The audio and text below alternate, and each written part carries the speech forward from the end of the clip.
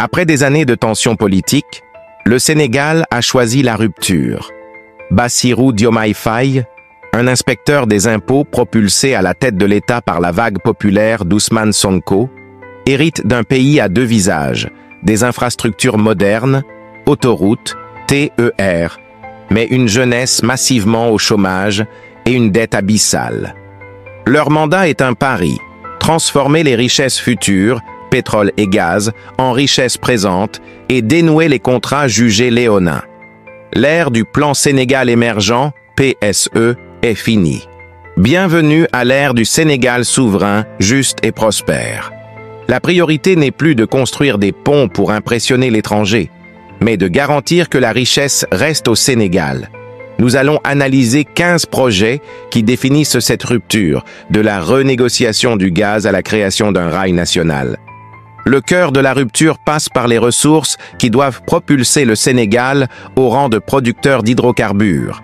Projet numéro 1, la renégociation des contrats pétroliers et gaziers, l'acte fondateur. C'est le méga-projet qui définit la nouvelle ère. Le tandem Sonko-Diomaye l'a promis. Renégocier les contrats jugés défavorables au pays, notamment sur les gisements géants de Grand Tortue Ameyim, GTA, gaz avec BP, et de Sangomar, pétrole avec Woodside.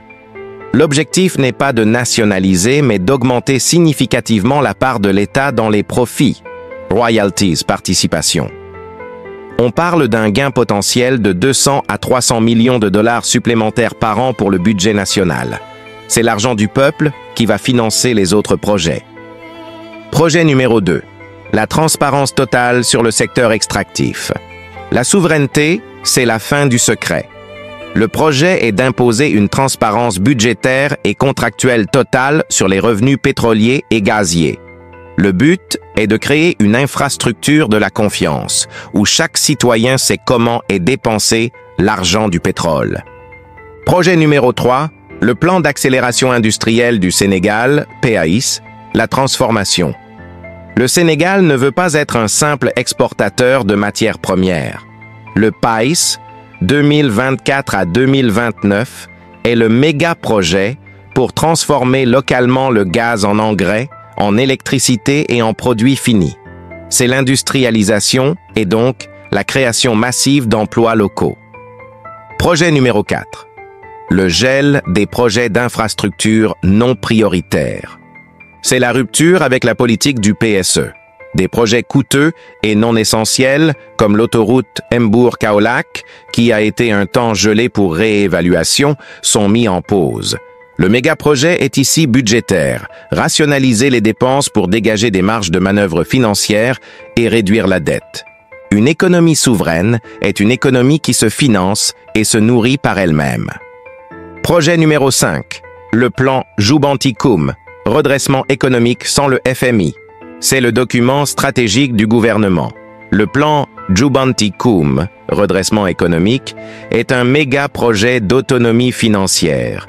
Il vise à restructurer l'économie sans passer par un programme classique du Fonds monétaire international, FMI, rejetant ainsi la tutelle des institutions de Bretton Woods.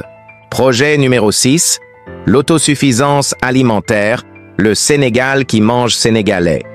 C'est la priorité de l'axe 2 du programme.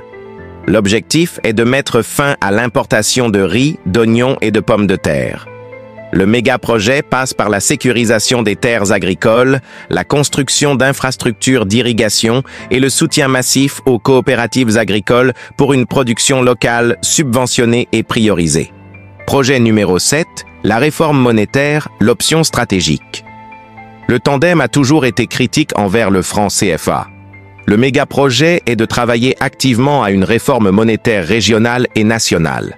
Qu'il s'agisse de l'ECO ou d'une future monnaie nationale, l'objectif est de sortir de la zone de tutelle et de récupérer la pleine souveraineté sur la politique monétaire. Projet numéro 8, la préférence nationale et le développement du secteur privé local. La souveraineté économique, c'est donner la priorité aux entreprises sénégalaises. Le projet est de mettre en place une législation de préférence nationale pour les marchés publics, BTP, services, etc., et de développer un secteur privé national fort, capable de concurrencer les multinationales. L'ancien système était trop concentré sur Dakar. La nouvelle vision veut un Sénégal qui s'étend de Saint-Louis à Kédougou. Projet numéro 9. La construction de 2000 km de voies ferrées, le rail de l'intérieur. C'est l'un des projets phares en termes d'infrastructure. Au-delà du TER de Dakar, le projet est de réhabiliter et d'étendre le réseau ferroviaire jusqu'à 2000 km pour désenclaver les régions intérieures, Thiès, Kaolack, Tambacounda. Le but est de rééquilibrer l'activité économique, actuellement 50% concentrée à Dakar, et de faciliter le transport des produits agricoles. Projet numéro 10. L'aménagement du territoire, le Sénégal 2050. Le gouvernement a lancé le plan Sénégal 2050, qui succède au PSE. Ce n'est pas un méga-projet en soi, mais le cadre de tous les autres. Il s'agit d'un plan national d'aménagement et de développement territorial pour créer des pôles de croissance en région, villes secondaires. Projet numéro 11, le pont de Rosso, l'intégration régionale. Bien qu'initié par le régime précédent, le parachèvement du pont de Rosso, reliant le Sénégal à la Mauritanie, est une priorité stratégique.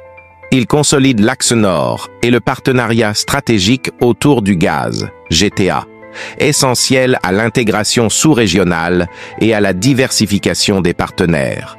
La rupture n'est pas seulement économique, elle est systémique. Projet numéro 12. La nouvelle constitution, le logiciel du changement. Un des premiers chantiers est la révision constitutionnelle pour un renouveau institutionnel. L'objectif est de consolider l'état de droit, de réduire les privilèges et d'assurer une meilleure reddition des comptes. La Constitution est l'infrastructure politique qui doit garantir la pérennité de la rupture. Projet numéro 13. La dissolution des institutions coûteuses, l'économie des dépenses. C'est le méga-projet symbolique. La dissolution d'institutions comme le Haut Conseil des collectivités territoriales, HCCT, et le Conseil économique, social et environnemental, CESE, a été annoncée. Le but est de rationaliser les dépenses et de réaffecter les budgets à des secteurs prioritaires comme l'éducation, le recrutement de 2000 enseignants avec les fonds récupérés. Projet numéro 14, la CRIEF, l'infrastructure anticorruption.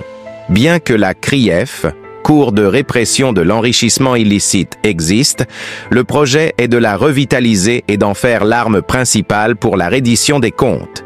C'est le message fort de la lutte contre la corruption de l'ancien régime qui doit restaurer la confiance des citoyens. Projet numéro 15. L'identité numérique et le gouvernement. La modernisation. Pour un État juste, il faut un État efficace.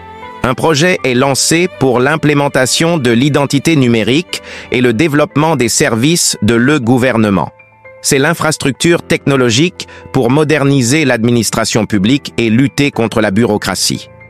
La feuille de route du tandem Sonko-Diomaye est claire. Démanteler l'infrastructure économique et politique du PSE pour la remplacer par un modèle de développement endogène. Leur vision est généreuse, mais les contraintes sont réelles. La dette héritée, les chantiers de l'ancien régime à payer et la pression des marchés internationaux. Le Sénégal a fait le choix de la dignité et de la souveraineté. C'est un pari risqué, mais qui répond à la soif de justice et de prospérité de la jeunesse.